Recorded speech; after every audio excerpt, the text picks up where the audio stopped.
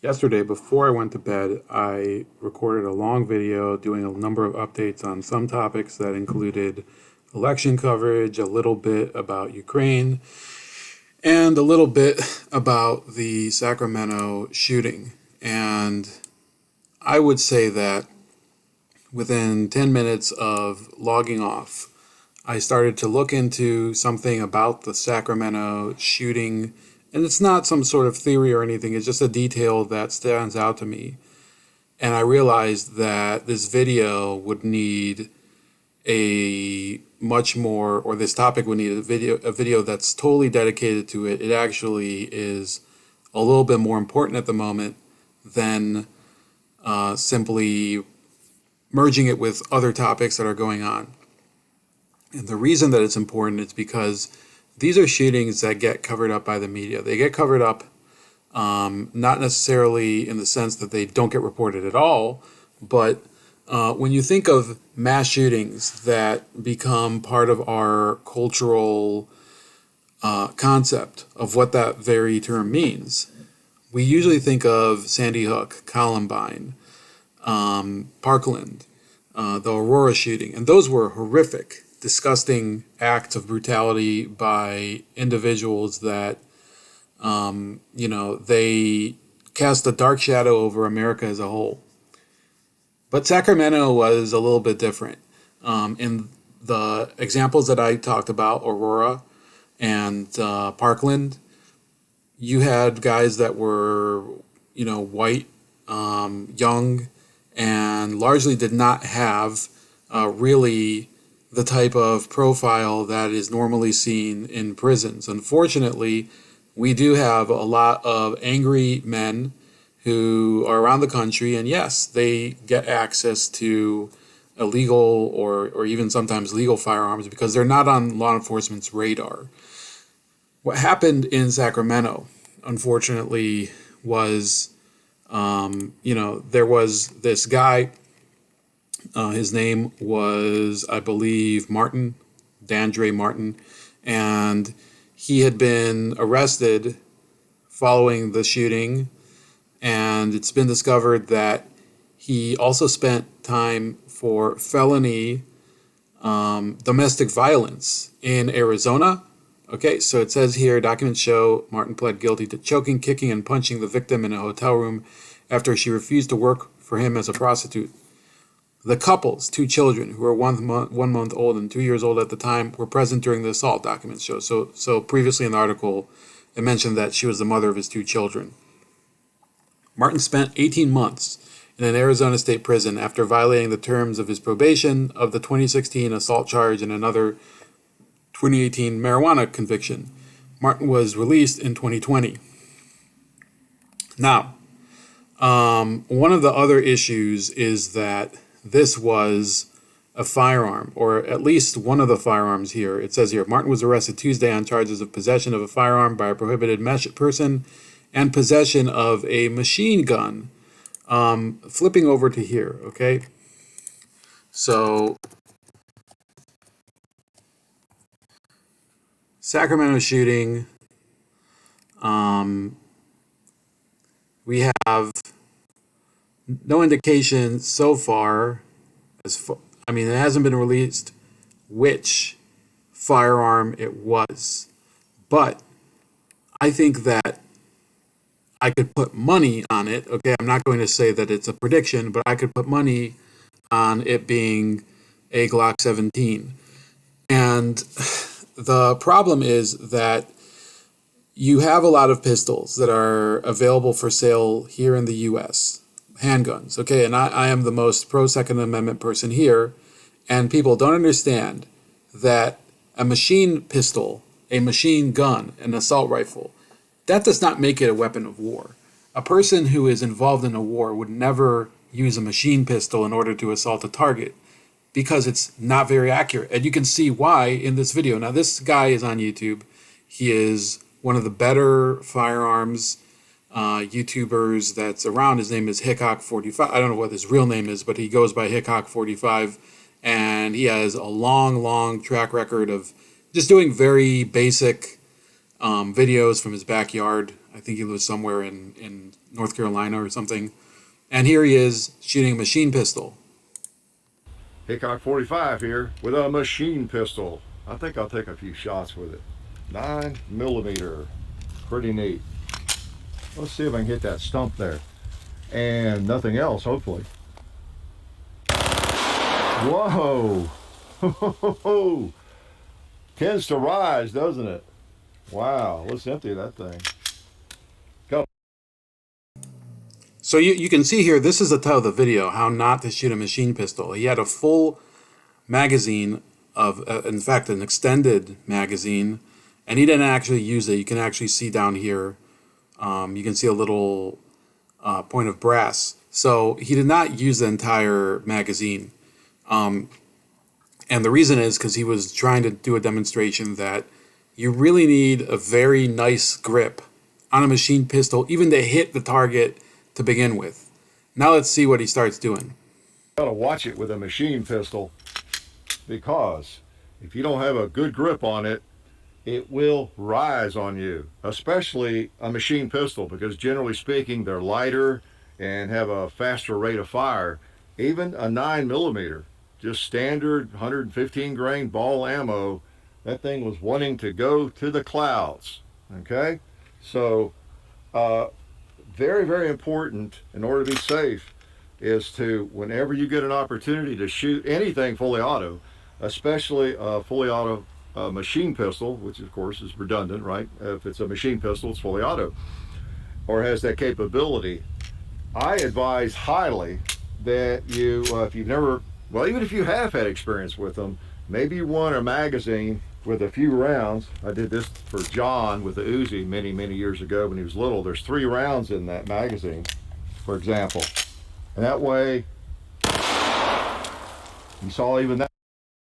So you can see that's something that he does in order to get used to the repeated motion, the repeated, what you would call the impact and combustion of the round within the chamber. So if you go to the firing range and you're used to shooting, now you can brace yourself very easily for each shot because you can pace yourself between each shot. With automatic fire, you sort of have to brace yourself for repeated shots. So you know that you're going to basically be rattling around and whatever. And if you work a lot with pneumatic tools, you might know what I'm talking about, where there's this constant vibration. But these are more violent vibrations than a pneumatic tool because you're having gas explosions in the chamber of that pistol. So this is one way of explaining this problem, that you have somebody who is picking up this handgun and preparing to hit a target, and if they have a full magazine in there and they haven't recently been practicing with an automatic pistol, they could easily lose control of it and spray in a different direction. Now, there was another video that I saw from the same sort of, and there's a lot of very interesting videos about this.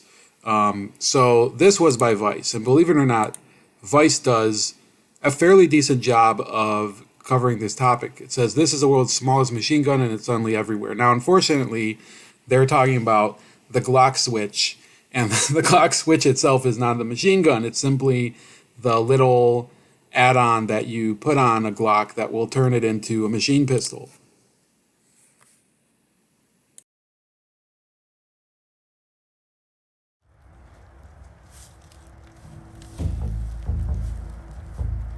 All right, so this right here is what we're here for today. This is your smallest machine gun. This is the size of like a thumbtack, more or less, like a big thumbtack.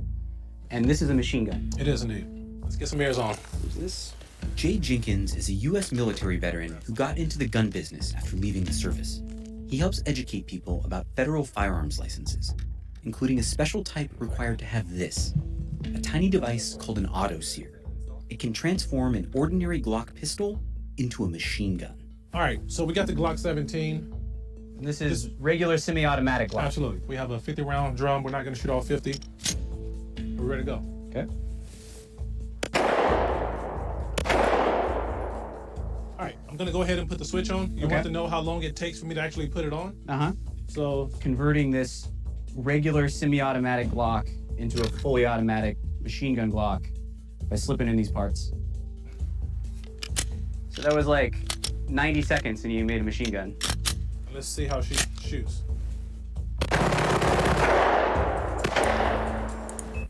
I want you to watch what the action. So this looks pretty impressive, but look how his rounds are actually hitting. Holy cow. Yeah. So let's watch it again a second time. Holy cow. So he's aiming for the same metal target, and granted, I don't know how hard he's trying. I assume he is trying pretty hard, but he's hitting the water maybe 6 or 7 feet away from the metal target, and that really is the thrust of what I'm trying to talk about today. The person who committed the Sacramento shooting more than likely was targeting a specific person. We don't know the precise motive. We don't know exactly why he shot up a concert in Sacramento, and there's no justifiable reason. However, if this gentleman was in the criminal underworld and he had a specific person in mind that he was trying to kill on, what was it, on the previous Saturday, so a week and a half ago, this was, or actually no, it was this past Saturday. So this was the worst way to go about it, because not only do you have a handgun that is very difficult to control, meaning that it's dangerous for yourself too. Imagine that you're holding it out and you have it basically, or even at stomach level, because you're concealing it, because you're out to commit a crime. You're not going to hold it out like normal when you're trying to sneak up on somebody and dispatch them. Or even, he might even have been holding it with one hand, right? We don't know how he was doing it. You do see criminals once in a while firing with one hand, which is possible. It's possible to hit somebody, a target, with one hand. But normally it would be recommended that you do it from a very stationary position in order to steady your hand and be able to aim very well. And unfortunately, 6 people were murdered. There were, I think, 16 other people that were injured. And the reason that so many were injured is probably because he didn't really have great control of the weapon. One of the people that was injured on the scene was his brother, who's also a suspect. It says 12 people were found injured. And there was a third person who was also found wielding a firearm.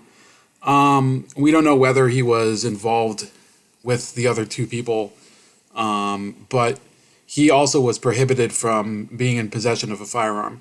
The 3 people that have been arrested with respect to this shooting are all people who legally would not have been able to purchase a weapon due to previous felony convictions.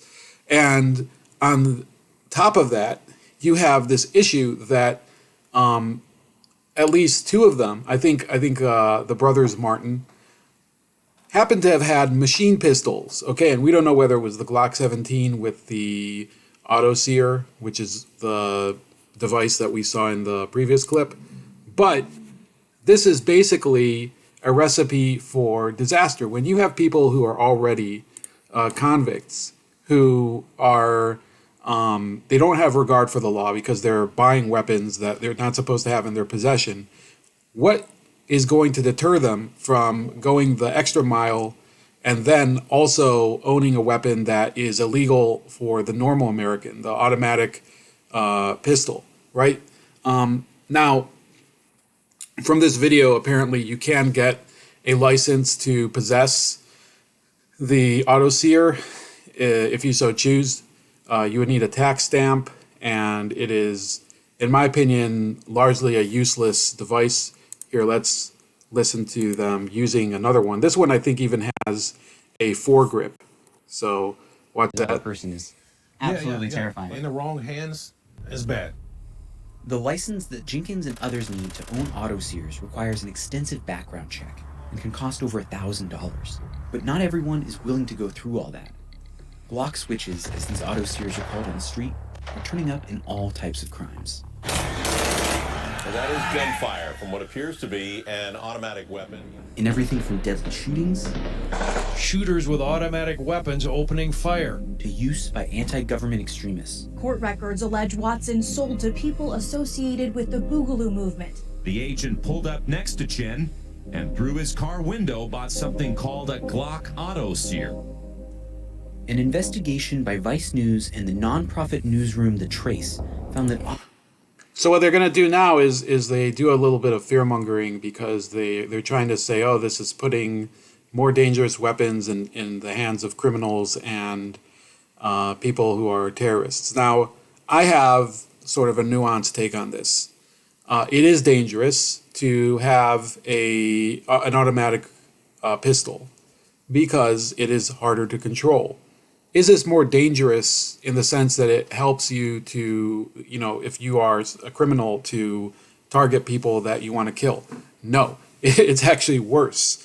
If you actually want to commit murder, there's much more precise ways of doing it. I would say that this actually makes it harder. And if you've ever fired an automatic weapon, and you've seen two jet demonstrations here from the videos that I showed, I actually when I was in the military, I fired the M16 on auto. We were allowed to do it one time and one time only during our basic training. And it's readily apparent that this is not really the best way to hit a target. The best way to actually, have an efficient way of targeting an assailant or targeting an enemy is by using semi-auto fire if you're using small arms. Yes, there are automatic rifles and machine guns that are used in the military, and those are usually used for, more organized infantry function. Sometimes you mount them on armor, so that you'll have tank-mounted machine guns and things like that. And therefore, I think that there is a function for automatic weapons in war. The majority of weapons that are sold, and I'm not talking about a small majority, it's the vast, vast majority of weapons that are sold in U.S. civilian markets are semi-auto. And semi-auto is completely different from what we're talking about here. You basically have to depress the trigger every single time. Why do I think that this is a very important topic to cover? You might note that they're not really showing the suspect's face. They're not showing anything about him. Here, let me look him up. And in many mass shootings, you don't necessarily want to glorify the person, but I would suspect the reason is because this is unfortunately a black guy. And, I think every shooting, no matter who the victim is and no matter who the perpetrator is, any criminal shooting is really just a wanton exercise in hate, right? That's why I don't really believe in hate crimes. If you're willing to pursue somebody and cut them down in cold blood, as this guy appears to have done, right? Innocent until proven guilty, but he is the main suspect, and he also has a criminal history. That would be one of the most egregious sins that's around. That's why in Western civilization, in the Bible, we talk so heavily about the figure of Cain, the first murderer, right? So this, I think, is a step above. Okay, this is a guy. He went to a concert. The concert was being frequented by a lot of people who are from the black community, and also from the names that were posted from the Hispanic community. And he took a machine pistol, and this was the amount of precision that he used in order to go after his target. Watch this. This was the amount of precision. The license that Jenkins and others need to own auto sears requires an extensive background check and can cost over $1,000. But not everyone is willing to go through all that. Glock switches, as these auto sears are called on the street, are turning up in all types of crimes. So not just being content with hitting the person that he's aiming for, he probably hit the person next to that person, the person on the other side, possibly a person behind him or her. it's not easy to control it. Usually, usually you'll have the pistol point up because the natural reflex is to lift it, but you could have it jerk to the sides. And I think it's pretty heartless to do this, whoever did it. And let's assume for the time being that it was this guy. Why is this not really the face of gun violence in America? Why is it that the government is talking about this being just a case of gun violence and not a case of gang or gang violence or people who are criminals getting access to illegal weapons? The reason is because they don't want the person who's the poster boy for this whole issue to be a member of a certain ethnic group because they feel that it stigmatizes them. And I think it's really unfortunate. We have a gun problem in America, but it isn't the problem of people being able to go out and purchase a weapon, even if they're purchasing their 6th or 7th weapon, right? Because that person has not committed any act of violence. If they're going to a gun store and purchasing it legally, they don't have any felony convictions if it goes through. They don't have any drug habits that would be reportable. They don't have any domestic violence habits. That's how you get approved to purchase a weapon. There's an ATF form that you have to fill out every single time. And those are not the people who are the problem. And there's people like that who cross all of the ethnic and racial and gender divides. There's women who have several weapons. There's Hispanic people. When you go to gun shows, and you should if you haven't been to one yet, and don't buy anything. You don't have to. There's no pressure to do anything. Just go around and look at the faces and look at the people there. There's young people, older people. There are disabled people, by the way, a lot of disabled people. And the elderly are pretty prevalent among them. And you see people of all ethnic groups. But the last time I went to one, I was surprised how many Arabs there are, right? Maybe I shouldn't be surprised. But the fact is that the culture of buying weapons is transcending all different communities of race, religion, and gender. Unfortunately, we do have focused subcultures within certain communities, right? And within certain locations where they don't care about those laws, they don't care about what you're allowed to buy, they just care about targeting people and killing them if they need to. And when you're able to purchase a machine pistol and it's so easy, this presents a real problem for the government, right? It's already illegal to buy this off the street. This isn't, sorry, that's my dog. This isn't something that they can just simply solve by passing another law because it's already illegal. What they ought to really do is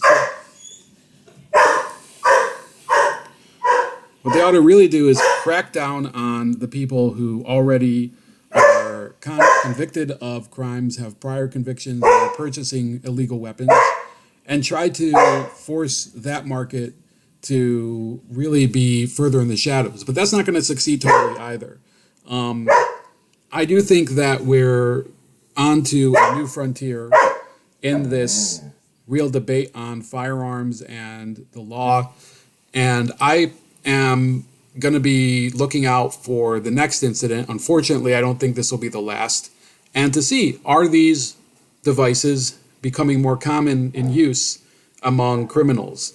That's about it for today. Please like, share, and subscribe. Sorry for the noise, but somebody excited my dog. You can find me also on Odyssey, Rumble, BitChute, YouTube. Sometimes on Podbean, Gab, Minds, Substack, Telegram, and Getter. And have a great day and stay safe out there. Peace.